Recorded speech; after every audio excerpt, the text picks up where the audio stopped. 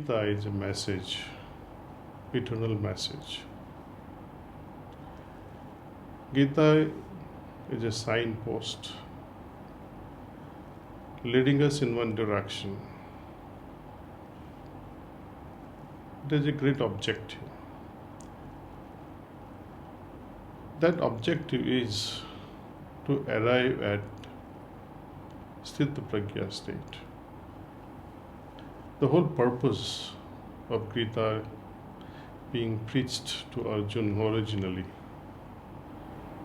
was to bring him to a certain level of mind that will help him differentiate between what is right, what is wrong, what is dharma, what is adharma, and especially through such a state of mind, through Sthita Prajna state, remind him of his duties.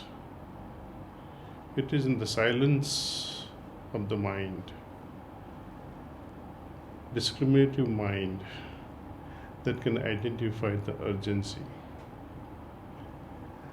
Can you imagine that moment where these brothers, these relatives, the gurus and sishyas, the great-grandsons and Bhishma, they are on words of fighting.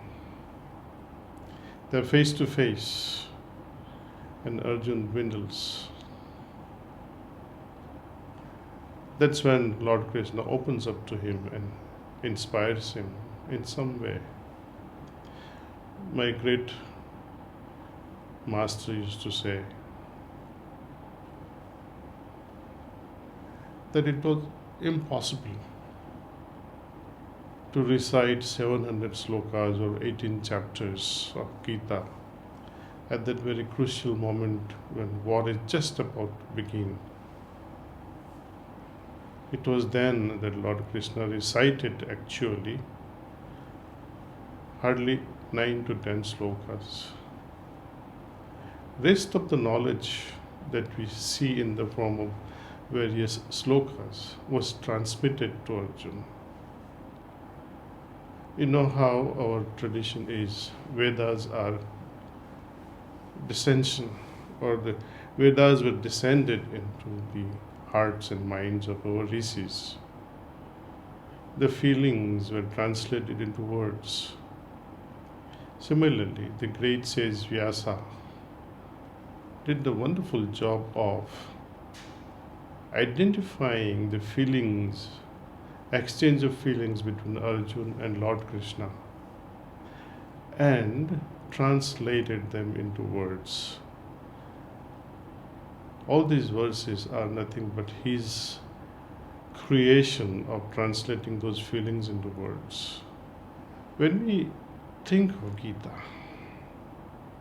one wonders what is the purpose today. The purpose of Gita, the message of Gita, is eternal. It is everlasting, never changing. It has only one purpose. Purpose is to bring about certain state of mind that can clearly guide you amongst various choice making. Though it gives us the indication that you have to move in this direction, arrive at Sthita Prajna state, lead a life like a leaf, lotus leaf in a dirty pond, unaffected by the surrounding. It's a great thing. Sthita Prajna state, state of non-attachment, state of remaining unaffected by the surrounding. All these things are great. These are indications. Please arrive at such a state and see the beauty unfold in your life and see how happy you can become. But there is no actual solution. When Arjuna, after being completely clear from all doubts, after arriving at such a clear-mindedness that yes, now I have to perform my duty, he says, rather he asks a question to Lord Krishna, I'm very thankful to you, I'm grateful to you rather, but how will the posterity, how will the common person grasp you? can understand you, can realize you. And Lord Krishna answers in a very simple way. Hridaya me pashyasi. But even this simple way, Hridaya me pashyasi, look myself in your heart. Just by saying that look myself in your heart, you don't start feeling the presence of the Lord. There's much more to it. Lord Krishna, through yogic transmission of pranahuti, was able to elevate Arjuna's consciousness to the highest in a fraction of a second. And this experience of fraction of a second is now a product in the form of 700 verses.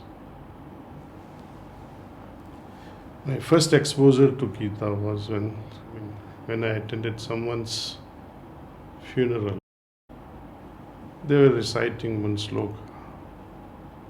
Nainam chindanti sastrani, nainam dahti bhavaka, nachainam kledayanti apo, prasosaiti maruta. This is describing the eternal, indestructible nature of the soul. I was impressed with that. I asked one of the elders. He explained the meaning, so I came to know, and that created some interest in reading Gita. But finally, my exploration into Gita and Vedas and Upanishads was from my 9th grade onward, when I was exposed to Gurukulam education. If I have a favorite sloka from Gita, I can't pinpoint and say this is my favorite sloka. Each time I read Gita, or even now I read Gita, the appeal changes. Something that moves my heart changes each time. So I cannot say this has been my favorite sloka. But when these original slokas did descend in my heart, I was moved that yes, they have always touched my heart. And I would be happy to share with you this favorite sloka through this children's training program. So Gita, to my heart, to my understanding, should be introduced very early, earliest possible in child's life. I've seen children at Kana Santivanam, they start learning Gita at the very tender age of 4 or 5. Of course, in the beginning, it's a rote recitation. But this recitation gives them so much of confidence. They may not understand the actual application in life. They do not even know what Mahabharata war is. They do not even know what Arjuna stands for. And they do not know what Lord Krishna stands for.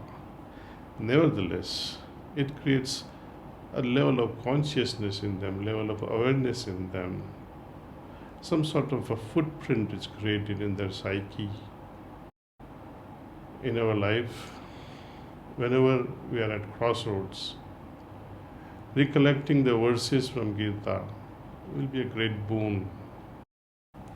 Today, at a time when the world resembles a war zone, where the COVID pandemic has devastated so many lives, and our children, in fact, an entire generation of youth and adults, are in severe need of wisdom and guidance. It is with urgency that the message of Gita needs to bring direction and solace to their lives. Even though it has its uses, we can see the digital world is dehumanizing. The wisdom bridge between grandparents and elders and the younger generations is almost broken. How are you going to transfer that knowledge to the younger, tender minds? It is through such storytelling.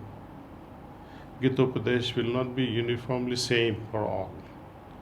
Little ones will have own stories, slightly grown, slightly matured more, will have